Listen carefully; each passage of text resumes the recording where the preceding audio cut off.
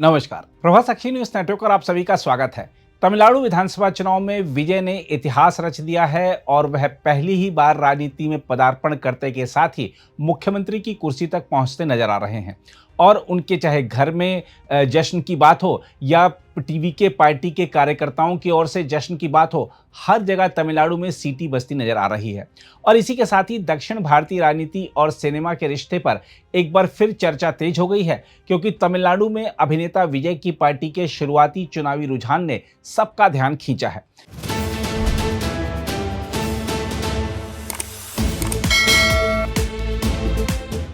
तमिलनाडु वह राज्य है जहां लोकप्रियता का स्तर इतना ऊंचा होता है कि सितारों को सिर्फ कलाकार नहीं बल्कि लगभग देव तुल्य दर्जा मिल जाता है।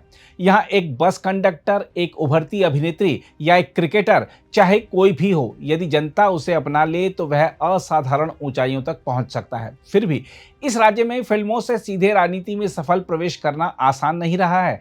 इस परंपरा को सबसे प्रभावी तरीके से पार करने वाले नेता थे एमजी रामचंद्रन।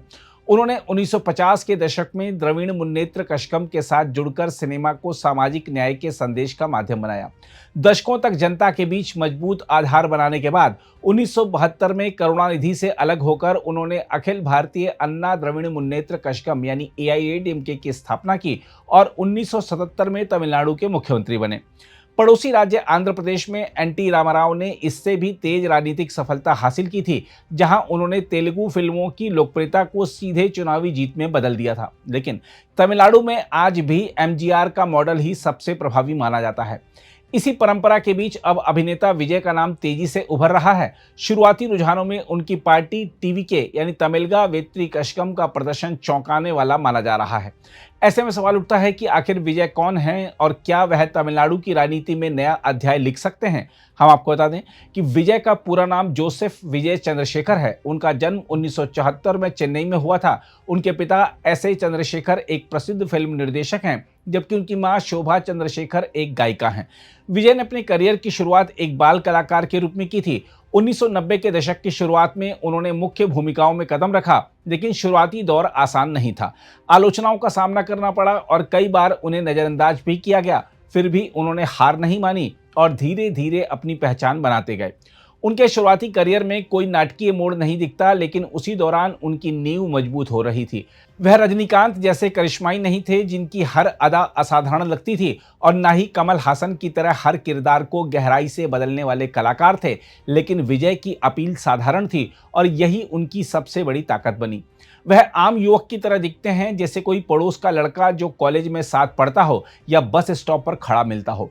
यही सादगी दर्शकों को उनसे जोड़ती चली गई। तमिल सिनेमा ने उन्हें पहले एक परिचित चेहरा बनने दिया, फिर धीरे धीरे एक नायक के रूप में स्वीकार किया। अपने शुरुआती रोमांटिक और पारिवारिक फिल्मों में विजय का किरदार आमतौर पर ऐसा होता था जो सच्चे दिल से प्रेम करता है, संघर्ष करता है और बिना किसी अति नाटकीयता के भावनाएं व्यक्त करता है।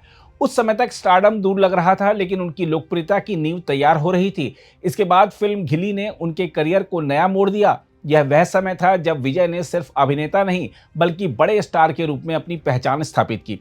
अब जब राजनीति में उनकी एंट्री हो चुकी है तो सवाल यह है कि क्या वह MGR की तरह लंबी और स्थायी राजनीतिक यात्रा तय कर पाएंगे या नहीं। शुरुआती संकेत भले ही उत्साहजनक हों, लेकिन तमिलनाडु की राजनीति में टिके रहना और नेतृत्व स्थापित करना एक लंबी प्रक्रिया है। फिलहाल विजय एक ऐसे मोड़ पर खड़े हैं जहां उनका फिल्मी करिश्मा राजनीतिक ताकत में बदल सकता है। आने वाले समय में यह देखना दिलचस्प होगा कि क्या वह तमिलनाडु के नए थलपति के रूप में उभरते हैं या नहीं।